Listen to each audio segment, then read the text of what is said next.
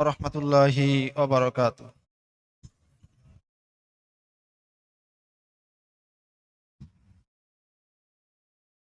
আলহামদুলিল্লাহ আলহামদুলিল্লাহি নাহমাদুহু ওয়া নাস্তাঈনুহু ওয়া নাস্তাগফিরুহু ওয়া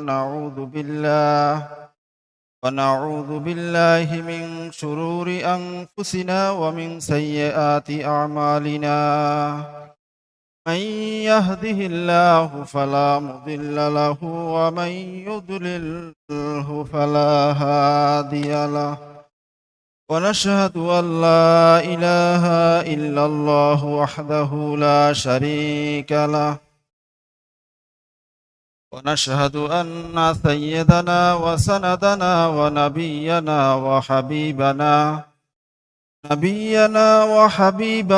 وقلوبنا وطبيبنا وطبيب أرواحنا محمدا عبده ورسوله الذي أرسله بالحق بشيرا ونذيرا.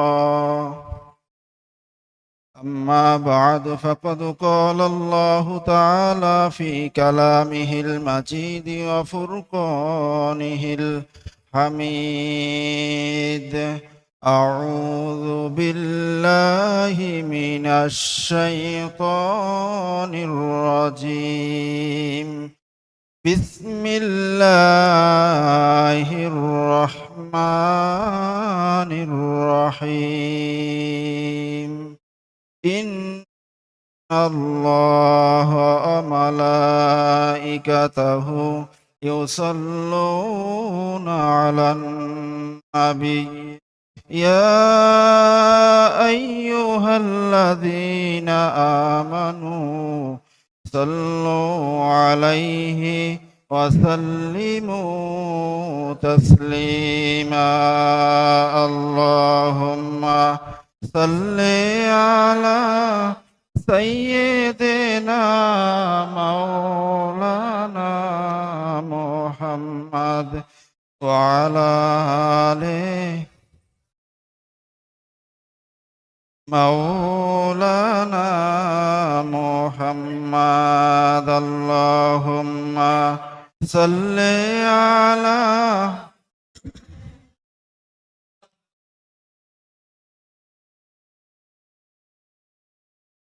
وعلى آل سيدنا مولانا محمد.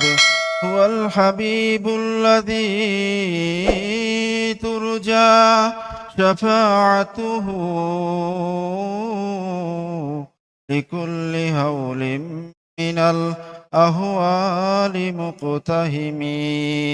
اللهم صل على سيدنا مولانا محمد وعلى آله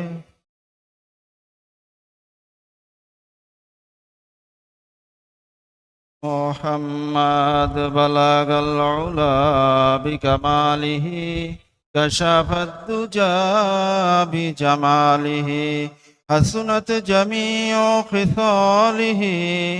صلوا عليه وآله.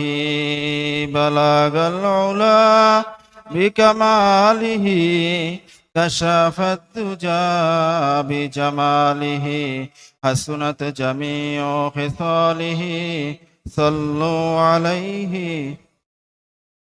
الصلاة والسلام عليك يا رسول الله. الصلاة والسلام عليك يا حبيب الله. الصلاة والسلام عليك يا رحمة للعالمين. الصلاة والسلام عليكم يا جميع الأنبياء والمرسلين والأولياء المقربين. الصلاة والسلام على جميع المسلمين والمسلمات والمؤمنين والمؤمنات إلى يوم التناد. নূরপুর দরবার শরীফ কর্তৃক আয়োজিত 12 দিন ব্যাপী পবিত্র ঈদে মিলাদুন নবী সাল্লাল্লাহু আলাইহি ওয়াসাল্লাম মাহফিলের আজকের সমাপ্ত দিবসে উপস্থিত রয়েছেন আমাদের মাথার তাজ, আমাদের শাইখুন আল মুকাররম ও মুরশিদুন আল মুআজ্জম হাফিজাহুল্লাহ তাআলা। উপস্থিত রয়েছেন বিভিন্ন জায়গা থেকে আগত উলামাই কেরাম এবং সকল স্তরের সালেক ভাইয়েরা, দেশ ও বিদেশ থেকে এই মুহূর্তে আমাদের সাথে অনলাইনে যারা সংযুক্ত আছেন, আমরা সকলেই রাব্বুল ইজ্জাত ওয়াল জালালের দরবারে অন্তরের অন্তঃস্থল থেকে কালিমাতুশ শুকুর উচ্চারণ করছি যে আল্লাহ সুবহানাহু ওয়া তাআলা একান্ত অনুগ্রহ করে, দয়া করে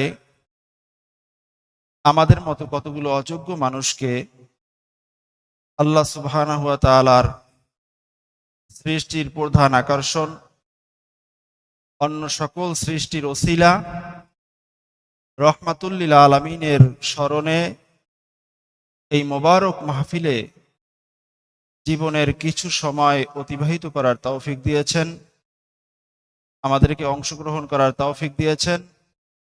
এজন্য অন্তরের অন্তঃস্থল থেকে কালিমাতুশ শুকুর উচ্চারণ করছি আলহামদুলিল্লাহ। আমাদের এই মোবারক মাহফিল থেকে পবিত্র এই মুহূর্তে আল্লাহ সুবহানাহু ওয়া তাআলার কুদরতি জ্ঞানে যত সংখ্যা রয়েছে তত সংখ্যা বরাবর বৃদ্ধি করে আমাদের পক্ষ থেকে সর্বোচ্চ প্রেম, ভালোবাসা মিশ্রিত, শ্রদ্ধা মিশ্রিত দরুদ ও সালাম সোনার মদিনায় রওজা আনোয়ারে পৌঁছে দিন, আমরা সকলে পড়ি আমিন।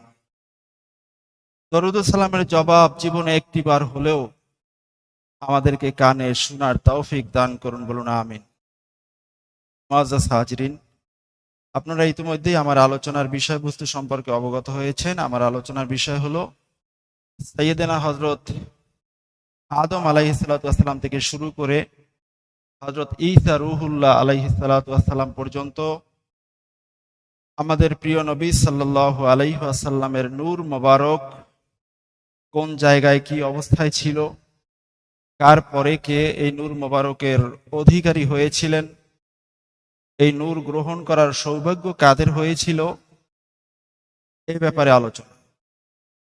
মুআজ্জাজ হাজিরিন, গত বছরের আগের বছরও আমি এই একই বিষয়ে আলোচনা করেছিলাম আপনাদের খেদমতে। তো আমি আলোচনার সূচনাতে যে কথাটি বলছিলাম, সাইয়েদনা আদম আলাইহিস সালাতু ওয়াস সালাম থেকে শুরু করে হযরত ঈসা রূহুল্লাহ আলাইহিস সালাতু ওয়াস সালাম পর্যন্ত একটা ব্যাপক সময়, হাজার হাজার বছর, এই হাজার হাজার বছরের আলোচনাটা মুআররিখিনে এজাম, মুফাসসিরিনে কেরাম বা আরো অনেক বড় বড় উলামায়ে কেরাম তাদের লেখনির মাঝে এনেছেন এবং এর একটা খোলাসা বর্ণনা করেছেন। আমাদের মাথার তাজ, আমরা যাকে জীবনের মতো করে ভালোবাসি, 900 শতকের মুজাদ্দিদ হাফিজুল হাদিস আল্লামা হযরত জালালউদ্দিন সুয়ুতী রাহিমাহুল্লাহ তাআলা, উনি ওনার কিতাবে বলেছেন যে আমি রাসূলুল্লাহ সাল্লাল্লাহু আলাইহি ওয়াসাল্লামের এই নূর মোবারক গ্রহণ করার ধারাবাহিকতায় আমি মোট 500 জন আম্মাজানদের তালিকা পেয়েছি। একটু জোরে সোরে বলুন সুবহানাল্লাহ। আচ্ছা, পিছনের অংশ অন্ধকার কেন? এই অংশে কি লাইট জ্বালানো নিষেধ? লাইট জ্বালালে লোট হয়ে যায়? ও কারেন্ট না, এটা কারেন্ট থাকলে লাইট জ্বালাই দেন, আজকের অন্ধকার থাকতে পারবে না। কারেন্ট যদি এসে থাকে, বিদ্যুতের যদি কোনো সমস্যা না হয়, লাইট সবগুলো জ্বলবে। মোর্শেদ কেবলা আসলে কোনোটা বন্ধ করতে বললে তখনই বন্ধ হবে, এছাড়া সব লাইটগুলো জ্বালাই দেন। এখন এই যে 500 জন আম্মাজান, খুঁজতে গেলে ওনাদের তো অনেক ব্যাপক এলেম উনি পেয়েছেন, কিন্তু খুঁজতে গেলে বেদায়া নেহায়া সহ বিভিন্ন সিরাতের কিতাবে এতগুলো পাওয়া যায় না। তবে যতটুকুনি পাওয়া যায় এখানেও প্রায় শখানিকের মতো আছে। এই এত ব্যাপক আলোচনা এই সংক্ষিপ্ত সময়ে কিন্তু শেষ করা সম্ভব নয়, প্রায় আমার অর্ধেক সময় চলে গেছে। এখন আমি সূচনাতেই আল্লাহ সুবহানাহু ওয়া তাআলার কাছে ক্ষমা চাই, রাসূলুল্লাহ সাল্লাল্লাহু আলাইহি ওয়াসাল্লামের কাছে ক্ষমা চাই, আপনাদের কাছেও ক্ষমা চাই। তবে যতটুকু আলোচনা করব, মুর্শিদ কেবলা হাফিজাহুল্লাহ তাআলার নির্দেশ পালনার্থে এখানে দাঁড়িয়েছি, শুধুমাত্র কেবলমাত্র বরকত হাসিলের জন্য। আল্লামা জালালউদ্দিন সুয়ুতী রাহিমাহুল্লাহ তাআলা বলছেন, রাসূলুল্লাহ সাল্লাল্লাহু আলাইহি ওয়াসাল্লামের এই নূর মুবারক যারা গ্রহণ করেছিলেন তারা প্রত্যেকেই নবী ছিলেন। বলুন না সুবহানাল্লাহ। মিন নাবিয়্যিন ইলা নাবিয়্যিন, এভাবে করে বর্ণনা করা হয়েছে। এক নবীর পরে আরেক নবীর কাছে এই নূর মুবারক স্থানান্তরিত হয়েছিল। তাহলে তাদের নাম মোবারকগুলো উচ্চারণ করা, এগুলো বরকতের কারণ হবে কি হবে না? বন্ধুরা আমার, যদিও বরকতের, কিন্তু এই হাজার হাজার বছরের ব্যবধানে এই নামগুলো বিভিন্ন ভাষার, এ কারণে নামগুলো আমি বিভিন্ন কিতাবে একই নাম একাধিক বর্ণনায়ও পেয়েছি, এক এক জায়গায় এক এক ধরনের লেখা। তো যাই হোক, এই নামগুলো আমাদের মনে রাখাটাও কষ্ট, আর উচ্চারণ করাটাও কষ্ট, এবং শুনতেও একটু কেমন কেমন লাগে, যেহেতু আমরা এগুলো অর্থ বুঝি না, এই সমস্ত শব্দ উচ্চারণ করাটা একটু কঠিন। তো যাই হোক, আমরা বিশ্বাস করি এরা সবাই নবী ছিলেন। এই নবীদের নাম আমরা শুনবো শুধুমাত্র বরকত হাসিলের জন্য, ঠিক কিনা বলেন? ওয়াজাত হাজরিন, আপনারা আমার আলোচনার আগে পিছনে বিগত রজনীগুলো তো আপনারা আলোচনা শুনছেন, আর এই আমার আলোচনার একটু আগেও মাওলানা আবুল বাশার ভাই বলছিলেন রাসূলুল্লাহ সাল্লাল্লাহু আলাইহি ওয়াসাল্লামের নূরের ব্যাপারে। রাসূলুল্লাহ সাল্লাল্লাহু আলাইহি ওয়াসাল্লামের নূর মুবারক ফুরকানি আলাল মাওয়াহিবের মাঝে এসেছে। লাম্মা খালাকাল্লাহু তাআলা আদামা ওয়া আওদাআ নূরাল মুস্তাফা ফি যহরিহি, যখন আল্লাহ সুবহানাহু ওয়া তাআলা বাবা আদম আলাইহিস সালামকে সৃষ্টি করলেন, তখন নূরে মুহাম্মাদি সাল্লাল্লাহু আলাইহি ওয়াসাল্লাম এটা বাবা আদম আলাইহিস সালামের পৃষ্ঠদেশে স্থাপন করে দিলেন। আর ফলে কি হলো? হাকানা লিশিদ্দাতিহি ইয়ালমাউ ফি জাবিনিহি। বলুন না সুবহানাল্লাহ। যখনই এই নূর মোবারক পৃষ্ঠদেশে স্থাপন করে দিলেন, বাবা আদমের চেহারা মোবারক আরো উজ্জ্বল হয়ে গেল। বলুন না সুবহানাল্লাহ। এমনিতেই তো আল্লাহ সুবহানাহু ওয়া তাআলা কুদরতি হাতে জান্নাতে বসে তৈরি করেছেন। বাবা আদম আলাইহিস সালাম এত সুন্দর, এত সুন্দর, এত সুন্দর, বর্ণনা করার ভাষা শেষ হয়ে যাবে। আর ঠিক তদ্রূপ ভাবে মা হাওয়া আলাইহা সালাম সুন্দরী, অপূর্ব সুন্দরী। জান্নাতের সৌন্দর্য তাদের চেহারার মাঝে ফুটে ওঠে। এখন যখন নূরে মুহাম্মাদি পেলেন, তখন সৌন্দর্যটা আরো বেশি ফুটে উঠলো। বলুন না সুবহানাল্লাহ। আর এই নূরে মুহাম্মাদি স্থাপন করার পরে তাফসিরে কাবিরের মাঝে এসেছে, যখন বাবা আদম আলাইহিস সালামকে দেখতে অনেক সুন্দর দেখাইতেছে, তখন বাবা আদম আলাইহিস সালামকে একটা স্টেজের উপরে বসাইলেন। বসাইয়া আল্লাহ সুবহানাহু ওয়া তাআলার নূরের জগতের নূরের ফেরেশতাদেরকে সবাইকে আহ্বান করলেন, তোমরা সকলে এখানে সমবেত হও। সকলে যখন আসছেন, তখন ইন্নাল মালাইকাতা উমিরু বিসুজুদি লি আদম আলী আজালি আন্না নূরা মুহাম্মাদিন সাল্লাল্লাহু আলাইহি ওয়াসাল্লাম কানা ফি জাবহাতি আদম। বলুন না সুবহানাল্লাহ। আল্লাহ সুবহানাহু ওয়া তাআলা বাবা আদম আলাইহিস সালামকে সামনে বসিয়ে ফেরেশতাদেরকে বললেন, এ পর্যায়ে তোমরা আমার আদমকে সাজদা করো। বলুন না সুবহানাল্লাহ। তাফসিরে কাবিরের মাঝে আল্লামা ফখরুদ্দিন রাজি রাহিমাহুল্লাহ তাআলা বলেছেন, ওই দিনের এই সাজদার কারণ ছিল একমাত্র নূরে মুহাম্মাদি। বলুন না সুবহানাল্লাহ। নূরে মুহাম্মাদিকে আল্লাহ সুবহানাহু ওয়া তাআলা সব ফেরেশতাদের মাধ্যমে সাজদা দেওয়াইয়া সম্মান করাইছেন। বলুন সুবহানাল্লাহ। এখন বন্ধুরা আমার, আদম আলাইহিস সালাম সাজদা পাইলেন, নূরে মুহাম্মাদির কারণে সম্মানিত হইলেন, জান্নাতে থাকতেছেন। জান্নাতে আল্লাহ সুবহানাহু ওয়া তাআলা থাকতে দিয়ে বলছেন, ওয়ালা তাকরাবা হাযিহিস শাজারা, আদম হাওয়া তোমরা যা পারো খাও, যা পারো করো, কিন্তু ওই যে গাছটি, ওই গাছটির ধারে কাছেও তোমরা যাবে না। এখন যেভাবেই হোক, ব্যাপক ঘটনা আপনারা জানেন, ওই গাছের ফল ভক্ষণ করলেন। ভক্ষণ করার পরে এখন ওই গ্রুপের মানুষরা বলে যে বাবা আদমও তো ভুল করছে। একটু জোরে সরে বলেন নাউযুবিল্লাহ। তাই বাবা আদমও কি করছেন? ভুল করছেন। খালি ভুল ধরার জন্য চশমা দিয়ে থাকে। অথচ বাবা আদমের কথা কি জানেন? তাফসিরে রুহুল বায়ানের মাঝে এসেছে, তাই বেটারা তোমরা আমার সন্তান হইয়া বলো আমি ভুল করছি, কিন্তু আমি যদি জানতাম ওই গাছের ফল খাইলে আমার মাধ্যমে জমিনে আল্লাহর রাসূলের হাবিব রহমাতুল্লিল আলামিন পৃথিবীতে আগমন করবেন, তাহলে আমি আদম শুধু ফল নয়, ওই গাছের ডালপালা আর পাতাগুলো সহ চিবিয়ে চিবিয়ে খেয়ে ফেলতাম। বলুন না আল্লাহু আকবার। বাপে কয় কি আর ছেলে কয় কি, মেলে কিছু, তা ভুল করছে। বন্ধুরা আমার, এই কথাটুকু আমি এখানে নিয়ে আসলাম, একটু আমার কাছে একটু আনকমন লাগছে, আমি কখনো শুনি নাই। তাফসিরে রুহুল বায়ানের মাঝে পড়ছি যে আদম আলাইহিস সালাম যদি ভুলই করে থাকতেন তাহলে তো আয়েশা আরো আফসোস করতেন। আর উল্টো বলতেছেন ফল তো দূরের কথা, ফল তো খাইতামই, গাছের ডালপালা পাতা সহ চাবে খেয়ে ফেলাইতাম। বলেন না সুবহানাল্লাহ। তাহলে কি বাবা আদম ভুল করছেন? ভুল করেন নাই, এটাও হাদিস দ্বারা প্রমাণিত। হযরত মুসা আলাইহিস সালামের সাথে যখন কথাবার্তা হইতেছিল, তখন এই মুসা আলাইহিস সালাম যখন প্রশ্ন করছিলেন, তখন বাবা আদম এমন জবাব দিয়েছিলেন, মুসা আলাইহিস সালাম চুপ হয়ে গেছিলেন। ঠিক কিনা বলেন? এখন এই নূর মোবারক নিয়ে হযরত আদম আলাইহিস সালাম পৃথিবীতে আসলেন। পৃথিবীতে আসার পরে পৃথিবীর মানুষ মাত্র দুইজন, বাবা আদম এবং মা হাওয়া আলাইহিস সালাম। এখন আল্লাহ সুবহানাহু ওয়া তাআলার হুকুম, বাবা আদম আলাইহিস সালামের ঔরসে প্রত্যেক বছর এক জোড়া করে সন্তান পৃথিবীতে আসে, একজন ছেলে একজন মেয়ে। এরকম করে করে 40 পর্যন্ত ডবল ডবল আসছে, 40 বছর পর্যন্ত ডবল ডবল আসছে। 41তম নাম্বারে একজন মাত্র সন্তান আসছে, যার নাম হলো সাইয়েদেনা হযরত শীস আলাইহিস সালাতু ওয়াসসালাম। বলুন না সুবহানাল্লাহ। আল্লাহ তাআলা তার হাবিবের সাথে কাউকে শিরক করেন না, তবে আল্লাহ তাআলার নামের সাথে তার হাবিবের নাম মোবারক মিলাইয়া রাখেন। ঠিক কিনা বলেন? এখানে তো দুইজন আসলে আসতে পারতো, সমস্যা কি ছিল? নূরে মোহাম্মদী যাই তো একজনের ভিতরে, কিন্তু এখানে আল্লাহ সুবহানাহু ওয়া তাআলা একজন আনছেন।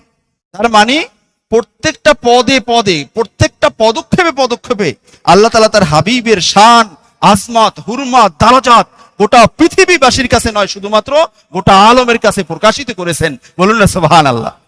কিন্তু আমরা মানুষেরা জানি আমাদের নবী আমাদের বড় ভাইয়ের মতো। আরো জোরে সোরে বলুন নাউযুবিল্লাহ।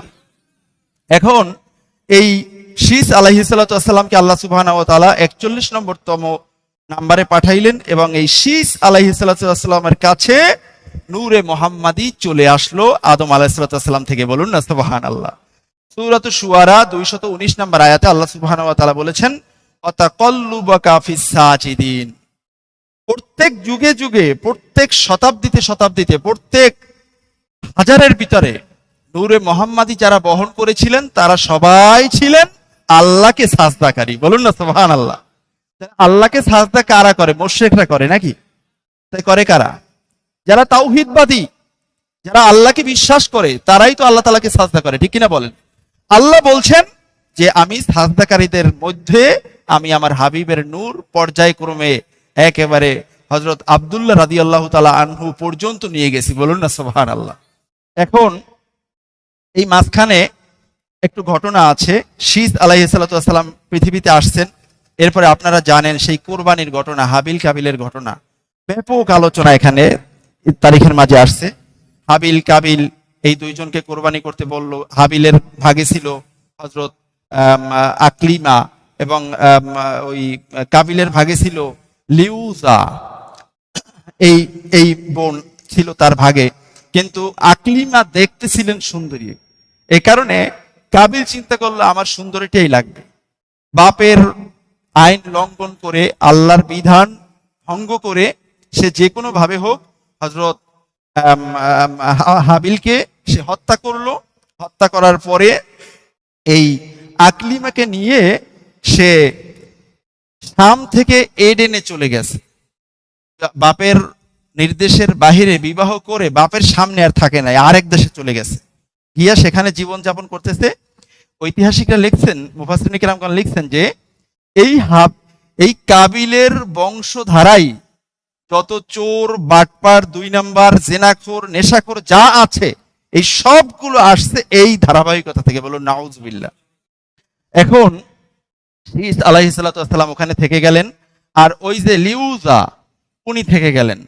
পরবর্তীতে বাবা আদম আলাইহিস সালাতু ওয়াসসালাম শীস আলাইহিস সালাতু ওয়াসসালামের সাথে এই লিউজার বিবাহের ব্যবস্থা করে দিলেন। তার সাথে বিবাহ হলো। বিবাহ হওয়ার পরে দিনকাল কাটাইতেছেন। শীস আলাইহিস সালাতু ওয়াসসালাম তার পিতার উপরে নাজিলকৃত যে সহিফা এ অনুযায়ী অন্য অন্য মানুষদেরকে দিনের পথে দাওয়াত দিচ্ছেন, তাওহীদের কথা মানুষকে শোনাচ্ছেন।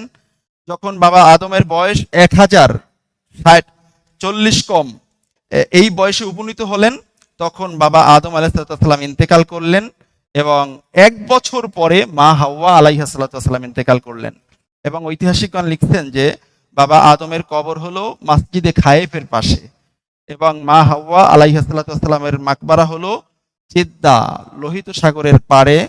এখনো লেখা আছে ওখানে মাকবারায়ে হাওয়া, কিন্তু ওখানের দায়িত্বপ্রাপ্ত ওহাবিরা বলে যে এটা কোনো প্রমাণিত না, এখানে হাওয়া আলাইহিস সালাম আছেন কি না জানি না।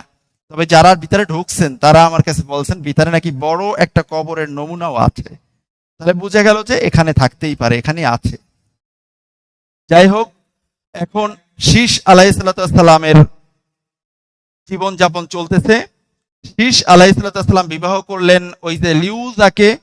বিবাহ করার পরে শীস আলাইহিস সালামের অনেকগুলো সন্তান পৃথিবীতে আসছে তার মাধ্যমে। সর্বশেষ সন্তান ছিল, তার নাম ছিল আনুশ। এই আনুশ নূরে মোহাম্মদী আল্লাহ তাআলার নির্দেশে প্রাপ্ত হন, বলুন সুবহানাল্লাহ। এরপরে শীস আলাইহিস সালামের বয়স যখন 912 বছরে উপনীত হলো, তখন শীস আলাইহিস সালাম ইরাকের মোসেল শহরে ইন্তেকাল করেন এবং ওখানেই তাকে দাফন দেওয়া হয়। এর পরবর্তীতে এই আনুশ তিনি তার পিতার দিন শীস আলাইহিস সালামের দেখানো পথ অনুযায়ী মানুষদেরকে দিনের পথে দাওয়াত দিতেছিলেন। যখন 160 বছর হলো, তখন এই সময়ে তার একজন পুত্র সন্তান হয়েছিল যার নাম ছিল কায়নাল। যার নাম কি ছিল? কায়নাল। এই কায়নাল রাব্বুল আলামিনের নির্দেশে নূরে মোহাম্মদী অর্জন করেন, বলি আলহামদুলিল্লাহ। পর্যায়ক্রমে আস্তে আস্তে আমাদের দিকে আগাচ্ছে। যখন 962 বছরে উপনীত হলো, তখন আনুশ আলাইহিস সালাম ইন্তেকাল করলেন। ইন্তেকাল করার আগে, ওনার ইন্তেকাল করার পরে এই কায়নান জমিনের বুকে দ্বীনের দাওয়াত দিতেছিলেন। কায়নানের বয়স যখন 108 বছর হলো, যখন 108 বছর হলো, তখন তার ঔরসে একজন সন্তান আসলো যার নাম হলো মাহলাইল। এই মাহলাইল নূরে মোহাম্মদী অর্জন করেন। মাহলাইল নূরে মোহাম্মদী অর্জন করার পরে এই কায়নালের বয়স যখন 720 বছর হলো, তখন তিনি ইন্তেকাল করছেন। এই 720 বছর বয়সে ইন্তেকাল করার পরে ওই মাহলাইল এই সন্তান তার পিতার দেখানো পথ অনুযায়ী মানুষদেরকে দিনের পথে দাওয়াত দিতেছিলেন। মাহলাইলের বয়স যখন 135 বছর হয়েছিল, তখন আল্লাহ সুবহানাহু ওয়া তাআলার নির্দেশে তার কাছে একজন পুত্র সন্তান জন্মগ্রহণ করেছিল যার নাম ছিল ইলিয়ারিস। এই ইলিয়ারিস আল্লাহ তাআলার নির্দেশে নূর মোবারক অর্জন করেন। এর পরবর্তীতে 965 বছর বয়সে মাহলাইল ইন্তেকাল করেন। এর পরবর্তীতে ইলিয়ারিস দিনের দাওয়াত দিতেছেন, নূরে মোহাম্মদী তার কাছে আছে।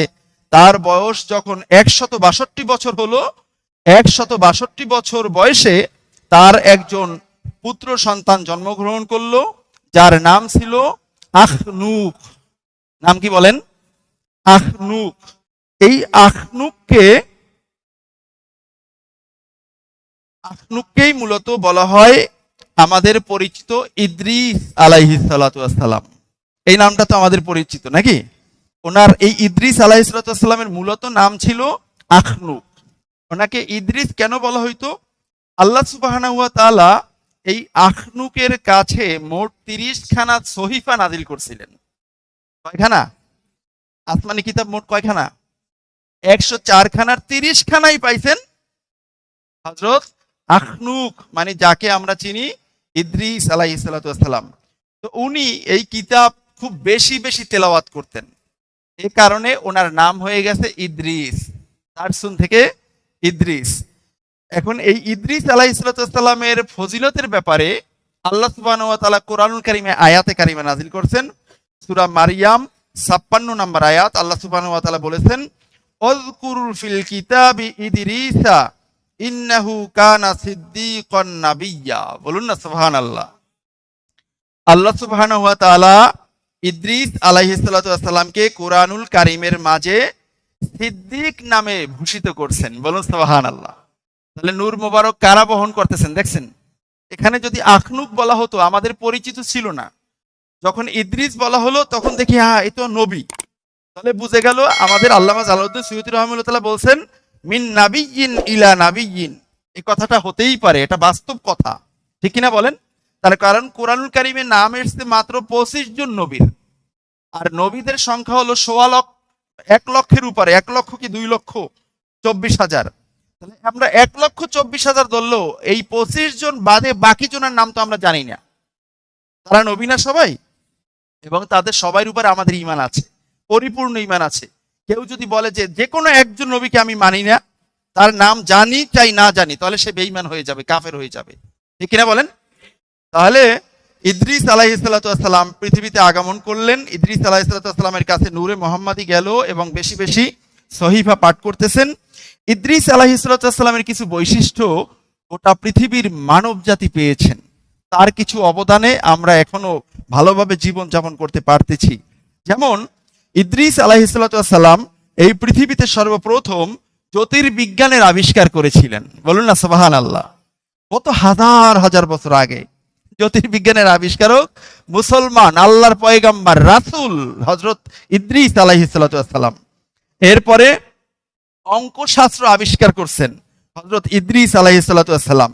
আমরা যে কলম দিয়ে লেখি, এই কলমের সর্বপ্রথম আবিষ্কার করছেন হযরত ইদ্রিস আলাইহিস সালাতু ওয়াস সালাম এই পৃথিবীর জমিনে। বলুন না সুবহানাল্লাহ।